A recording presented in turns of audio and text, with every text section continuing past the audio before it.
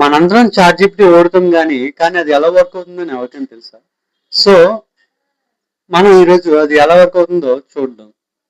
మీరు టెక్స్ట్ ని ఎంటర్ చేయగానే అది ముక్కలు ముక్కలుగా విడిపోతుంది, టోకెన్స్ లాగా. ఒక్కొక్క టోకెన్ లాగా విడిపోతుంది.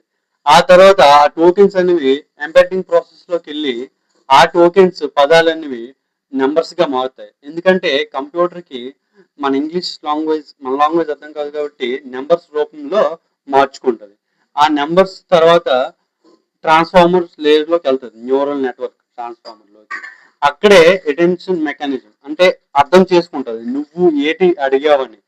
తర్వాత అర్థమైన తర్వాత ప్రిడిక్ట్ చేస్తుంది, step by step answer. Answer predict చేస్తుంది. ఆన్సర్ ప్రిడిక్ట్ చేసిన తర్వాత నీకు రెస్పాన్స్ వస్తుంది. ఇది ఇంత ప్రాసెస్ జరుగుతుంది నీకు అసలు.